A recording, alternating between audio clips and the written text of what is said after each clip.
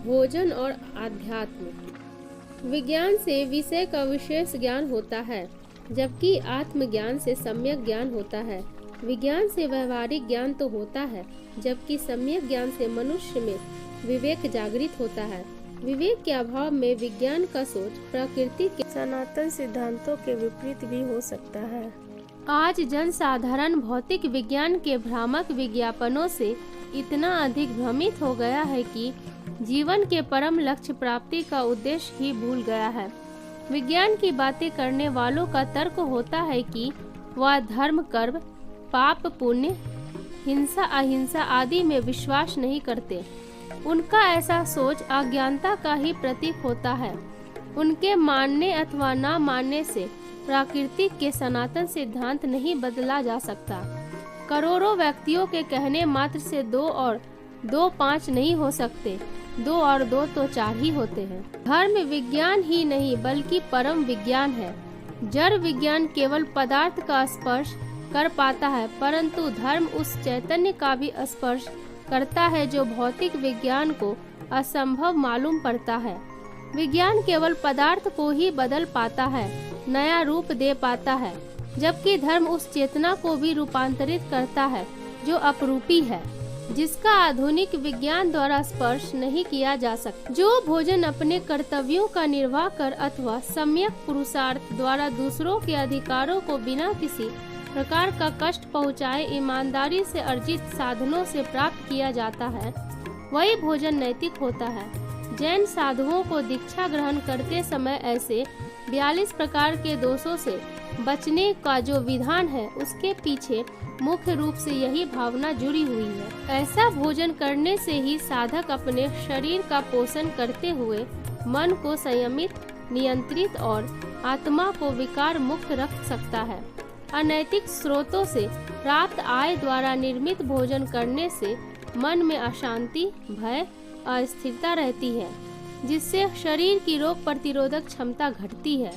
रोगों के पैदा होने की संभावनाएं बढ़ने लगती है। अनैतिक साधनों से उपलब्ध भोजन कर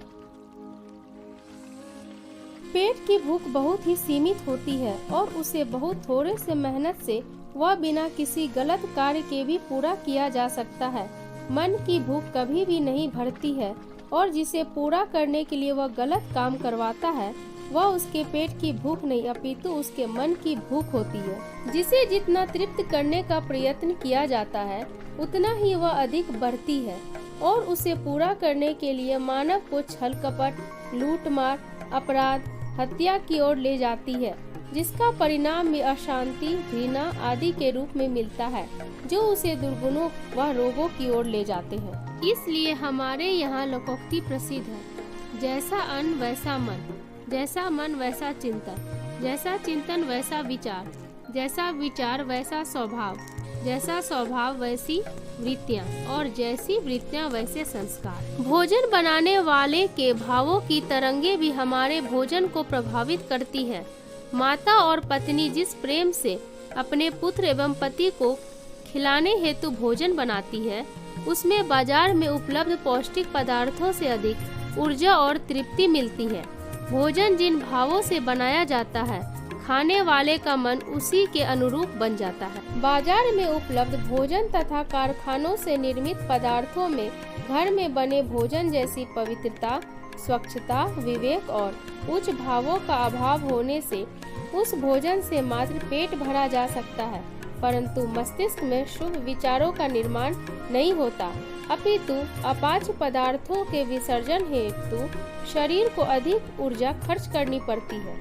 परंतु आजकल घर में भोजन बनाने को मजबूरी समझा जाता है और बाहर बने पदार्थों को खाने का फैशन एवं प्रचलन काफी बढ़ गया है, जिससे न केवल स्वास्थ्य बिगड़ता है, अपितु पारिवारिक प्रेम, अपनापन और घनिष्ठता समाप्त हो रही है, जो भारतीय संस्कृति की पवित्र परंपराओं के लिए घातक है। खाया हुआ भोजन 3 भागों में विभक्त हो जाता है।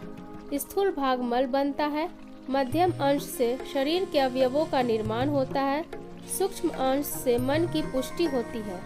जिस प्रकार दही के मंथन से उसका सूक्ष्म अंश ऊपर आकर मक्खन बन जाता है, उसको और तपाया जाए तो घी बन जाता है। ठीक उसी प्रकार अन्न के भावांश से मन बनता है। तामसिक भोजन करने वाला तामसिक वृत्तियों वाला होता है। तामसिक व्यक्ति शरीर के लिए जीता है। उसके भोजन का उद्देश्य होता है स्वाद और पेट भरना। परिणाम स्वरूप वह अधिक प्रमादी होता है। राजसिक भोजन से मन और बुद्धि चंचल होती है। राजसिक प्रवृत्ति वाले अत्यधिक महत्वाकांक्षी होते हैं, अतः उन्हें उत्तेजना पैदा करने वाला भोजन अच्छा लगता है।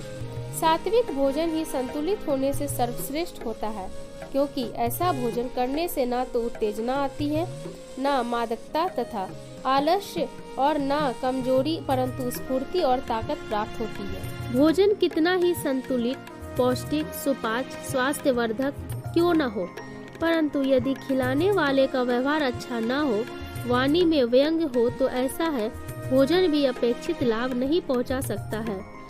उदाहरण के लिए आप किसी के घर अतिथि बनकर गए हैं, वहां पर आपको सर्वोत्तम पौष्टिक भोजन कराया गया और बाद में व्यंग्यात्मक भाषा में आपसे पूछा जाए कि क्या जिंदगी में आपको ऐसा श्रेष्ठ भोजन किसी और ने कराया है, तो क्या उस भोजन के पौष्टिक तत्वों का लाभ आपको मिलेगा?